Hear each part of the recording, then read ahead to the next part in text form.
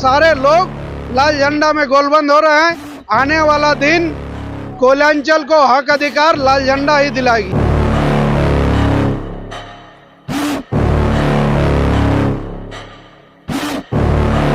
आज का भीड़ का आगाज है। लोगों को द्वारा शासन प्रशासन को चेतावनी दिया जा रहा है। उनका जो समस्या है उस समस्या की दिशा में यदि अनुकूल कार्रवाई नहीं होती है तो आने वाला दिन इस भीड़ का असर जरूर दिखेगा।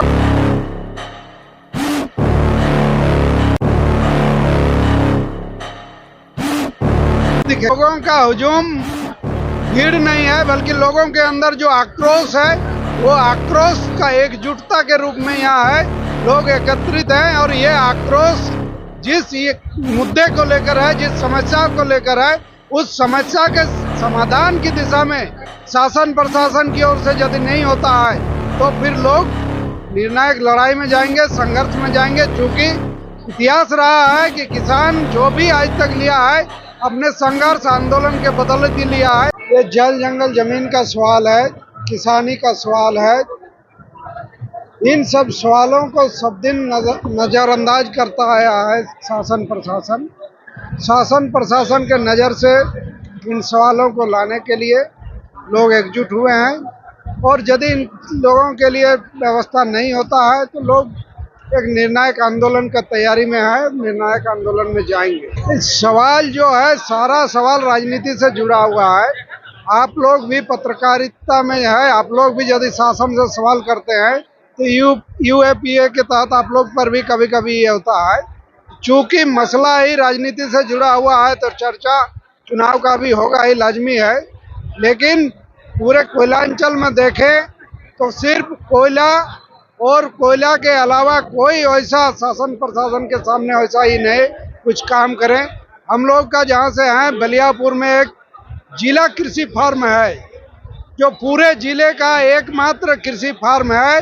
उस कृषि फार्म में 7-8 साल पहले खेती होती थी, लेकिन जब यहाँ उद्योग लगा सिंदरी में, उसका शिलान्यास करने के लिए जब मोदी जी आए उस कृषि फार्म को गाड़ी का पार्किंग बना दिया गया। तब से खेत मैदान में तब्दील हो गया है। वो मैदान आज तक ना राज्य सरकार ने, ना हर्ल मैनेजमेंट ने और ना केंद्र सरकार ने उसको खेती के योग्य बनाया। ये जो दुरुपयोग है, ये दुरुपयोग के खिलाफ में हम लोग आए हैं। ऐसे बहुत सारे ही हैं। सुरुंगा मुकुंदा में ओबी डैम के लिए जमीन का अधिग्रहण होगा। ओबी डैम के लिए बीसीसीएल के बाद सैकड़ों एकड़ जमीन पहले से पड़ा हुआ है। ओबी डैम वहाँ हो सकता है, अधिग्रहण का जरूरत नहीं है।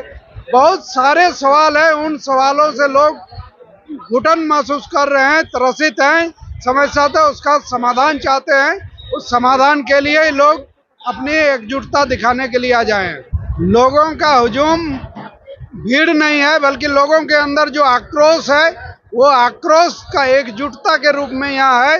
लोग एकत्रित हैं और ये आक्रोश जिस मुद्दे को लेकर है, जिस समस्या को लेकर है, उस समस्या के समाधान की दिशा में शासन प्रशासन की ओर से यदि नहीं होता है तो फिर लोग निर्णायक लड़ाई में जाएंगे, संघर्ष में जाएंगे। चूंकि इतिहास रहा है कि किसान जो भी आज तक लिया है अपने संघर्ष आंदोलन के बदौलत ही लिया है। हर्ल का रिकॉर्ड आज तक है, जब भी आंदोलन किए तो मासा से नहीं की है।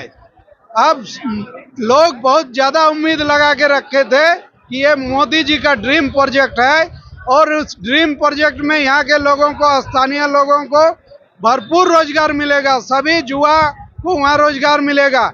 लेकिन यहाँ स्थानीय निकाय से लेकर पीएम मोदी तक बीजेपी का शासन है।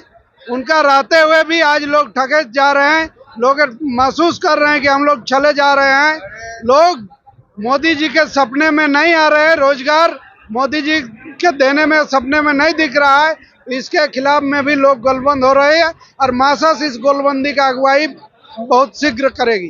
किसानों का स्थिति तभी सुधर सकता है जब स्वामीनाथन आयोग का जो रिपोर्ट है उस रिपोर्ट को हुबहू जब तक नहीं किसानों का हित में लागू किया जाएगा, सभी फसलों में एमएसपी जब तक नहीं दी जाएगी तब तक किसान का सुधार नहीं हो सकता है। तो उस पर दिशा में सरकार कोई काम नहीं कर रही है। जहां तक किसान सम्मान निधि का सवाल है, 2000 रुपया में आज के समय में कीटनाशक दवा का भी व्यवस्था नहीं हो पाता है। पहले जो व्यवस्था थी कि जो किसान खाद खरीद रहे हैं उसको कम से कम रियायत दर पर खाद मिल जाता था। अभी कोई रियायत की व्यवस्था नहीं है और बीज और जो कीटनाशक दवा का भी नहीं हो पा रहा है। किसान सम्मान निधि से किसी भी किसान का स्थिति में सुधार नहीं है। आज का भीड़ का आगाज है, लोगों को द्वारा शासन प्रशासन को चेतावनी दिया जा रहा है। उनका जो समस्या है उस समस्या की दिशा में यदि अनुकूल कार्रवाई नहीं होती है तो आने वाला दिन इस भीड़ का असर जरूर दिखेगा। ये लोगों का भ्रम है और जो अभी तक का जो है धनबाद में यहाँ का जो स्थिति है, जो एक एक चीज करके सारा चीज जो धनबाद से छीन रहा है, कहीं ना कहीं लाल झंडा का कमजोर होने का ही है और इस कमजोरी को अब लोग समझ रहे हैं और सारे लोग लाल झंडा में गोलबंद हो रहे हैं। आने वाला दिन कोयलांचल को हक अधिकार लाल झंडा ही दिलाएगी।